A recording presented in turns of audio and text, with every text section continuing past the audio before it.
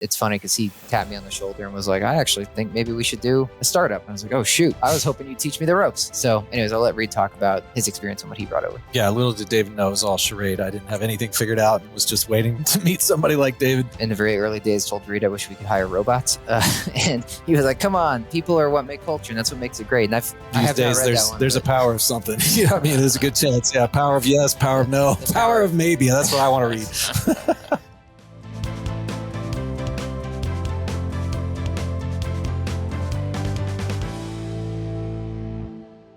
So we have a really special episode of SEO on Air this week. You get 2 guests for the price of 1. That's right. Control your excitement. You get 2 guests for the price of 1. Now, in terms of who's going to go first in the introduction, I flipped a coin. These guys don't know this, but Reid won. Don't ask me how. Okay. So my first guest is Reid Wicoff. He's the co-founder and CEO of Digible, Inc.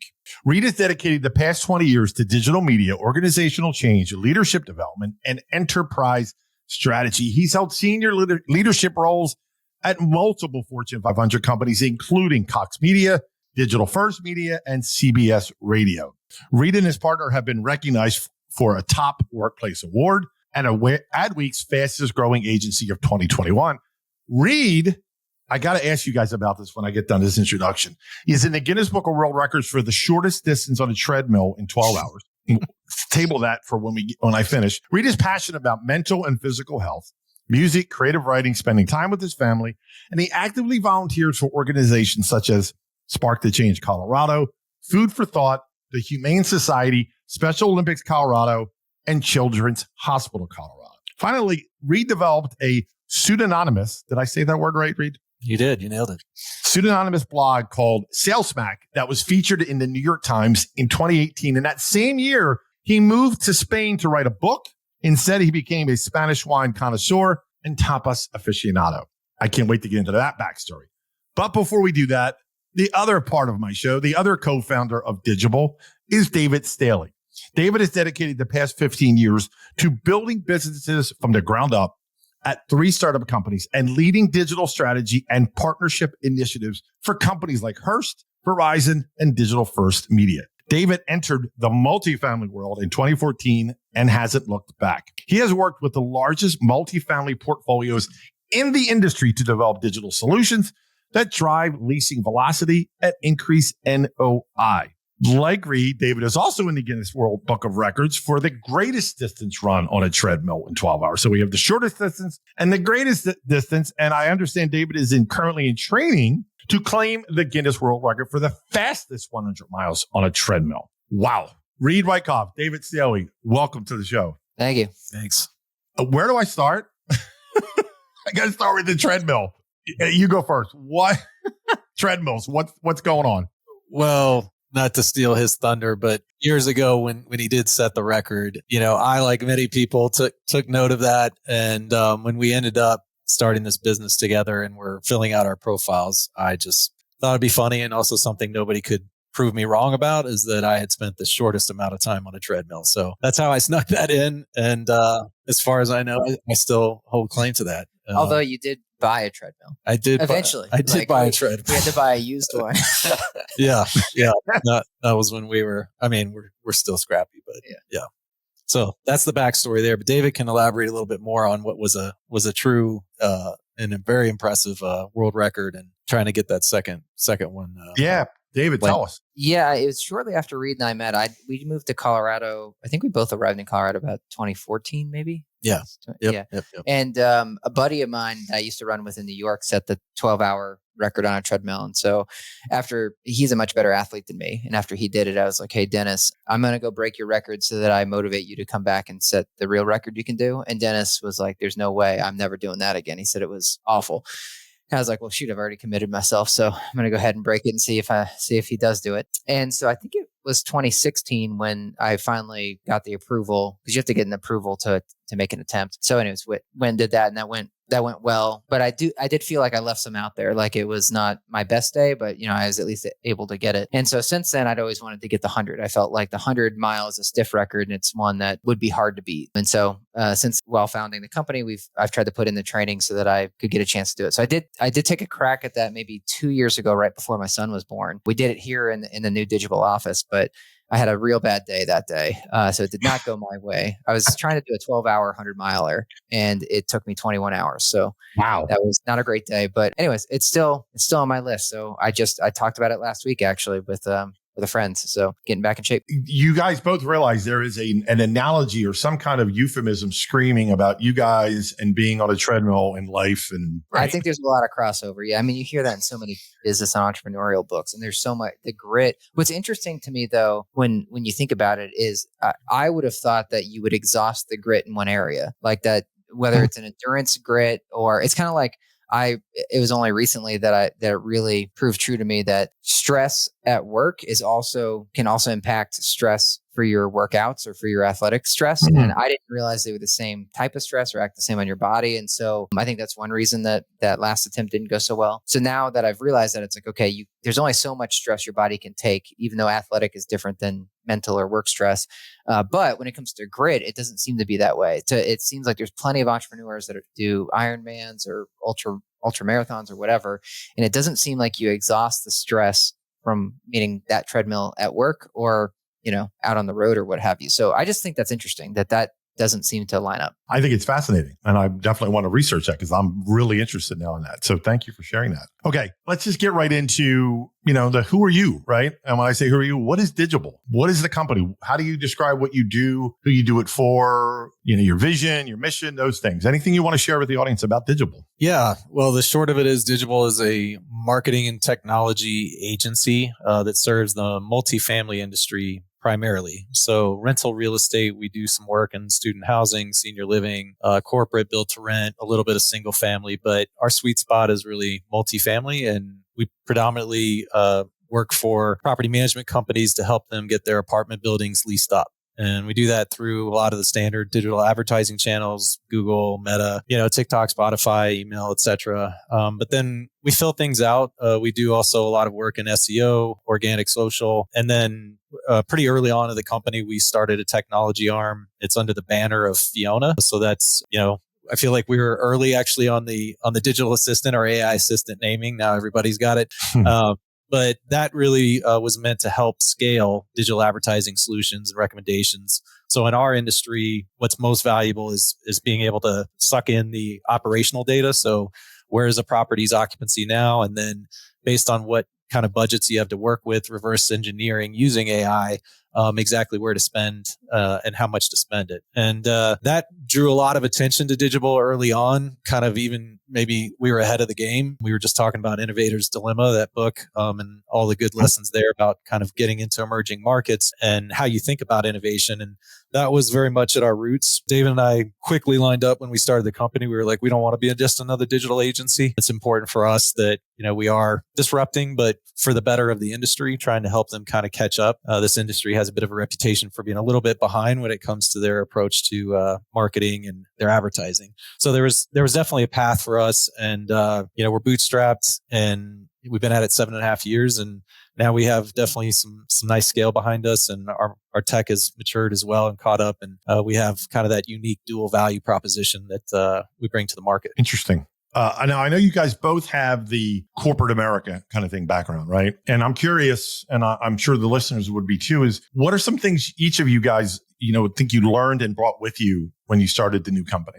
Well, I actually got to corporate later. I skipped college originally, went out to California and did a startup there. And then they took me to the East Coast. And then eventually I ended up going to school in my mid-20s, thinking that's what you need to do for a career. So this is like early 2000s, before like entrepreneurship was cool, or what seemed cool, like after the tech bubble. And, after I got my degree, I didn't find that helped me get any jobs either, because they're like, your background is just startups. It's not very exciting. And the Yellow Pages. So like that was super not exciting also in like now approaching 2010. And so eventually though, I made my way from the Yellow Pages over the Hearst and then the Denver Post. And so that's how I got into it. But I'd say my foundation was more, I guess, the startup sort of weirdness. And so I'd seen that and how quick you can move there. And then once I got to corporate, I saw to me, it was eye opening, like how bloated things seemed, how slow things seemed to move, how many controls were in place, how the lack of trust for the employees, that type of thing.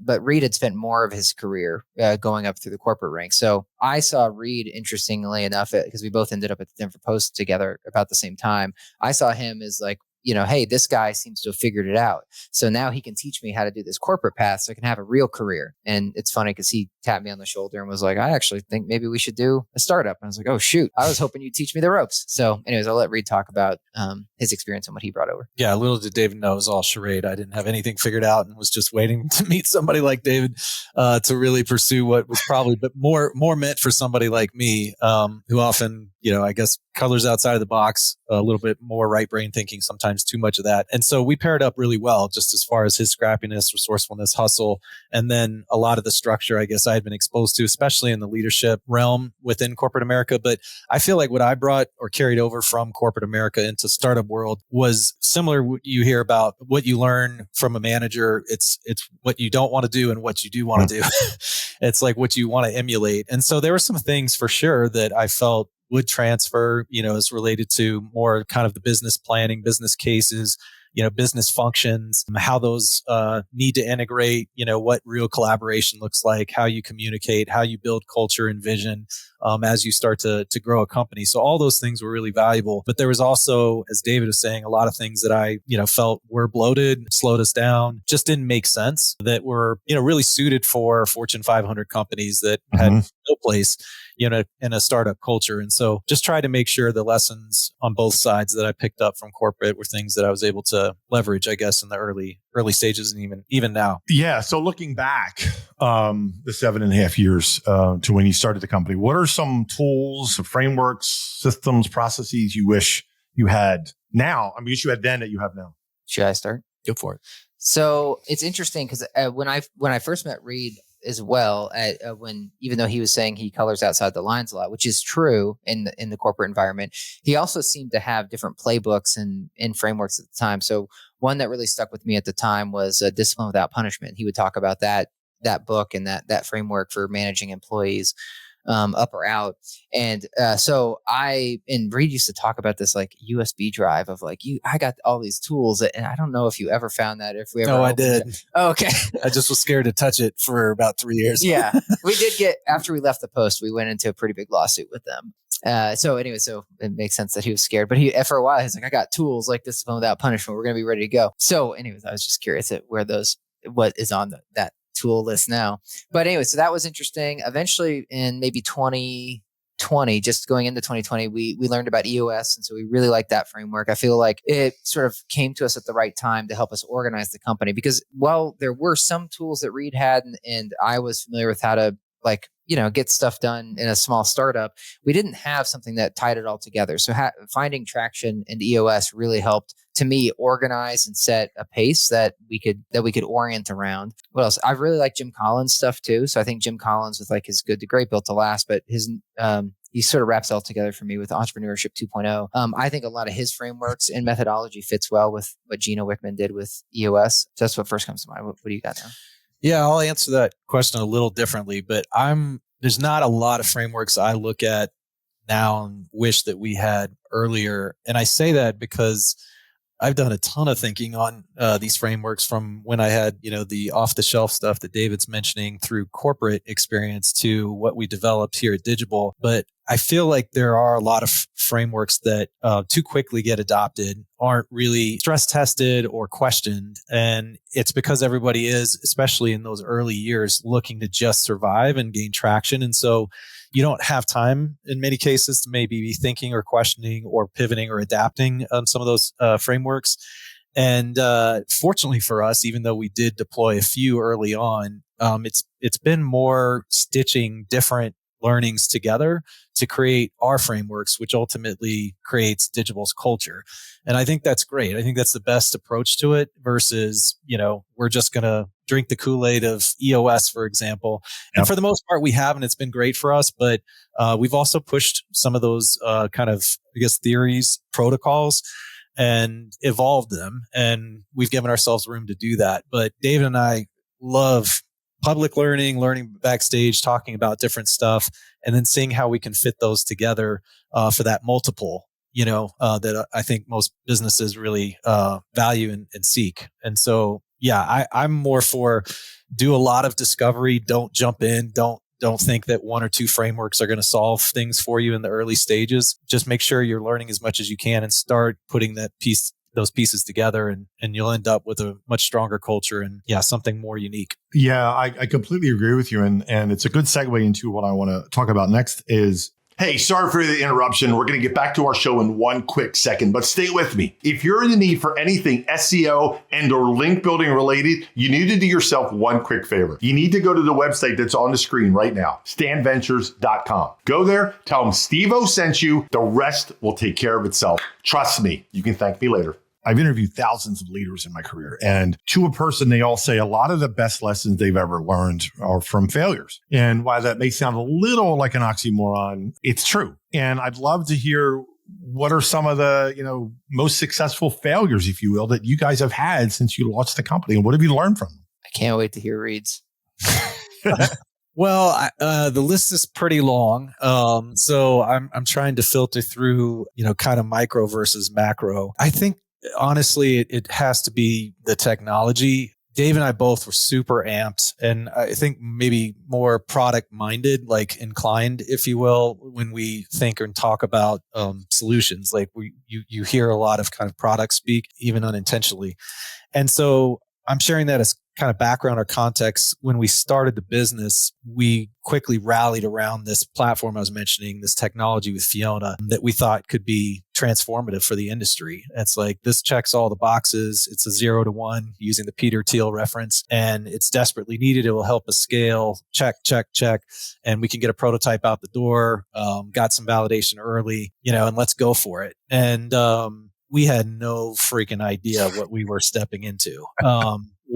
What came with that kind of commitment. And so we were a little out in front of our skis, and the costs, as well as the talent, the way that you go about building a technology company, because in effect, we were building two companies at the same time. We really were. And we had no idea on one side what we were doing. And on the other side, we had a lot of confidence and experience, but we weren't as excited or interested in it.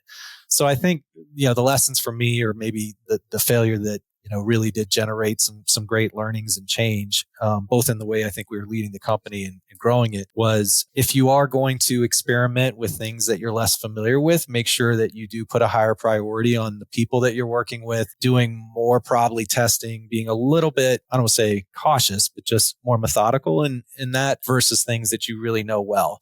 And so the best thing you can do is find that hedgehog. He was mentioning Jim Collins, but find that hedgehog, product or service that you can just do over and over and be the best in the world at, and try and build up some momentum, some profit, some scale. Buy yourself a little bit more time to properly go about the experimentation of a new product or a new technology. And you'll save yourself some heartache, and probably save yourself save yourself a lot of money in the process. So that would be one of my biggest learnings from failure since we started the company. Okay. David?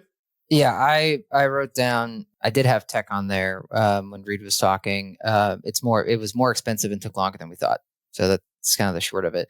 I have 4 others, and I'll let you choose, Steve, what we talk about. I've got financing, hiring, equity, and effort. Which one you want? Let's do hiring. So we, Reid had hired a lot of folks at corporate, jobs before we started Digible. I had not hired a lot of folks. I had a lot of lack of confidence in hiring people and being responsible for people. I, in the very early days, told Reid I wish we could hire robots. And he was like, come on, people are what make culture, and that's what makes it great. And I've since come to realize, begrudgingly. Yeah, like what he means. The people matter. There's still days though that I want some robots in here.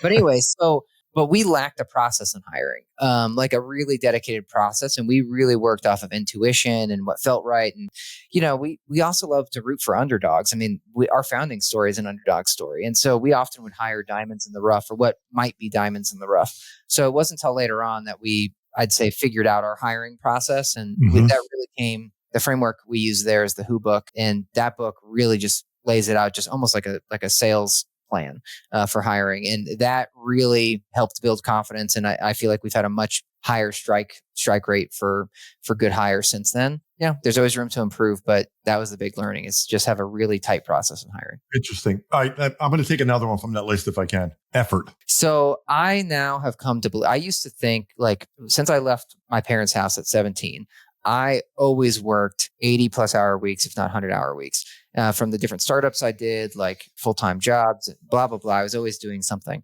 And I've now come to believe that whatever you're putting your effort into, there's the whole 80-20 rule. Like, I actually think it's more 20-80 when it comes to effort and what you do for your company. I think only 20% of what you do actually matters, and and it gets you 80% of the result. I think that all the remaining effort, these 100-hour weeks, it doesn't really matter. And I think if you do it, if you're experienced and then you do it smartly, you can basically do 20% of the work and get 80% of the result. I'm going to challenge that just a little bit. Sure. So I don't disagree with what he said, but we both read the book Essentialism. I don't know if you've picked that one up, but it's pretty radical, maybe too radical, and at the same time dry, which is not usually how I would explain things or pair them up. But the theory, as you assume in the title, is that, an essentialist is going to evaluate more things and choose less to work on versus trying to do more and evaluate more and do more. So I don't know if I got that right, but what's important to know though is that, time isn't on anybody's side, and there's always more work. Anybody you talk to that's been in the workforce for a while, especially in leadership roles, founding companies, et cetera, there's always more work, right?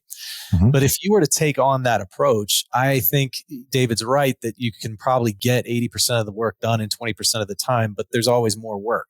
And so I just believe that, as it relates to effort, that's more important than like percentages and kind of the overarching message of just work smarter, not harder. I think if you really adopt, that mindset of only do what truly matters, you can have an incredibly productive work week. Fill out 40 hours. Because again, there's always going to be more work, but it just really challenges you to think about the time that you're spending. And, I don't know if you want me to tee you up on Dan Martell, but that's another book that David's shared with me about buying back your time. That's kind of the same essence. But I was going to go there too, because I think essentialism is helping filter out the stuff to say, what is the stuff that really matters? And what is the stuff that Reid can uniquely do that matters, or David, versus like Dan Martell's Buy Back Your Time book talks about like getting, like, I was fixing toilet seats in our office, like even 6 months ago. It's like, that's not where I'm going to add the greatest value to the company. So that's, so I think if you marry this together, that's why I'm saying, if you're really choosy and look at like these entrepreneurs that are just really burning the midnight oil, you feel, because you are actually wired, most entrepreneurs have a gene that makes them want to work more. Then in reality, if you need to just focus in, as Reid's saying, on the essential things and offload everything else, and you'll have more balance in your life. You'll be happier. You won't burn out so much. You won't stress out your team. So I think that for me is more that I've now learned, now that we're through it all, meaning that the company's now at a stable point, that I could have been a lot, less stressed, happier, had better balance, like with family and friends than I have had. And to Reid's point, maybe even gotten more done if I had focused. But sometimes you just feel like you got to be doing, and that's not always what's best. He also stresses the power of no. I don't know if this connects to effort, but just how you'll also gain more respect as you're building a company, or if you're leading, if you say no more than yes. And I think that's a really hard thing to do when you're first starting a company, or as David's saying, I'm kind of paraphrasing, but the addiction of work, the addiction of leadership, where it's like everybody's coming to me, to solve their problems. Everybody's, asking me how we can help improve or build culture, et cetera. And you want to say yes, you want to support things, you want to keep that momentum going. You're terrified of losing culture, losing the pulse, slowing down. And so you're inclined to be like, yep, we'll figure a way. You think you're getting better at delegating, and really you should be saying no a lot more. And what you'll find, and I agree with, is people truly that are working for you and around you will respect you more if they hear the word no come out of your mouth more. It sounds counterintuitive, right? It does. but it's so true. And I think there's a book, The Power of No, or something like that. Yep. I These have not days, read that one, there's a but- power of something. You know what I mean? There's a good chance. Yeah. Power of yes, power of no, The power power- of maybe. That's what I want to read. Yeah, I wish I had the power of no when my kids were younger, but that's another story. I hear you. So you guys took chances. Obviously, you took a chance to start the company, right? You took a risk. But what are some things that you wish you had the courage or the guts to try, but you get right to that edge and not quite there yet? Let me think on that. One thing I will say we did try, so this is not quite going, but it took us a while. So maybe there's a lesson there for you, Steve. But we did move to a 32-hour, 4-day work week. And Okay. so that happened in maybe 21, maybe is when we started. We, That's when we into it. phased. Yeah. Reid started talking to us about it in 17 when we were way upside down, burning money. And Nicole and I are a third founder, and she's also my wife. We were like, let's get profitable first, and then let's talk about this work week. And I think I guess we must have gone to 4 days a little bit before we were profitable, but it was close. It was very close. Yeah. Yeah. Which And- is exactly how I designed it. Yeah. yeah. Well, we're sitting there eating tacos. Like, He says that now, yeah. yeah. So anyways, that was something that was super scary. Back to the effort. I thought, hey, we need to work more, push the team harder. And but when we made that transition, we actually saw more productivity gains with less hours. And that actually helped me be more balanced at the time. So I think that was a real turning point for me. So that took a long time though for us to get comfortable with actually making that change. I think there's some other changes though, like I'd say and we still struggle with this some because we've grown so quickly. So as Reid mentioned, as a bootstrap company, we're now over 120 people at this point. And we have a lot of people that have been with us for 5 years. And so a lot of them have raised up through the ranks and it's their first time doing it. And so, they put in really good effort, but it's kind of one of those things where it's like, you don't want to field a team of all rookies, right, at the Super Bowl. But that's kind of what in some ways has happened. At least that's how I visualize it. And so just figuring out like when and who, what position, it doesn't make the most sense to maybe disrupt some things, disrupt a little bit of culture, to bring someone in that's done it before, that has seen this movie before. That's something that we just have struggled with a bit. I mean, and Digible is still super successful, but I just say that's an area that had me wondering, what if? So anyways, go to Reid. Yep. Yeah. For me, I don't know if this would be seen as the biggest risk we hadn't taken, because you could flip this and say by being bootstrapped, that's the bigger risk, but not always the case. But I would just say the fact we haven't brought on a capital partner. So David and I agreed, and part of it was where we were coming from. I was closer to it, but when we were at the Post, that conglomerate, Digital First Media, is owned by a hedge fund. And I remember sitting in some of those budgeting rooms, talking about coffee cups and, why do we need to pay for coffee cups? And it was a lot emotionally for me. Like it just seemed absurd, and we were missing kind of the bigger picture, But at the same time, I learned a lot. Back to what I gathered from it, and what I didn't. But it left some scars and some bruising. And David very quickly lined up with me on that. It's like, hey, if we're really going to build this company the way we want to, then we need to do this bootstrapped. As hard as that is, and the way that we started made it twice as hard, if not 10 times harder. But we threaded the needle. But there were many times, probably more from me to David, saying, hey, maybe this is that moment that we need to go ahead and bring on some venture or a capital partner, growth equity, because we have so much opportunity. We're building a great brand. We have some really big ideas on how we could accelerate, our product roadmap vision if we just had more money. And, but we stayed the course, and part of it, back to again, Jim Collins, is the whole SMAC recipe, just your do's and don'ts. And we agreed early on that we wouldn't be taking on a capital partner. And I'm thankful that we didn't, but certainly that could be something that we could look back on and say, hey, that was a risk, or could have been a risk for the company. And, what would that have looked like? If we had done that, would we be even further along? What would our trajectory be? But generally speaking, we're obviously very happy, and, we got profitability and scale, and have a great culture and kind of a great future. So no complaints. Everything happens for a reason. There you go. Not to make it sound like overly simplistic, but I believe that. Listen, guys, I can't believe it. The time has come so fast. I have had such a great time. What a great free-flowing conversation. I cannot thank you enough for coming on. But before I forget, can you tell our listeners and viewers about your podcast and where to find it? Go ahead, Reid. It's Digible Dudes. You can get it on Spotify. I think you can get it Anywhere. Yeah, you can access it pretty much anywhere, and lots of shorts on YouTube, etc. But we talk about everything. So this was great. This is exactly the kind of flow that we have on our podcast. So sometimes we'll hit industry stuff, but we'll also talk about company building, a lot of public learning, different books that we're picking up. It can go a lot of different directions. But yeah, we've had a lot of fun with it. About to hit our 200th episode, and would love to add a few more listeners here. Awesome. So it's called Digible Dudes. Yep. And anywhere you listen to podcasts. Yep. Awesome. I cannot thank you guys enough. Really appreciate your time. Have a great day. Thanks, Steve.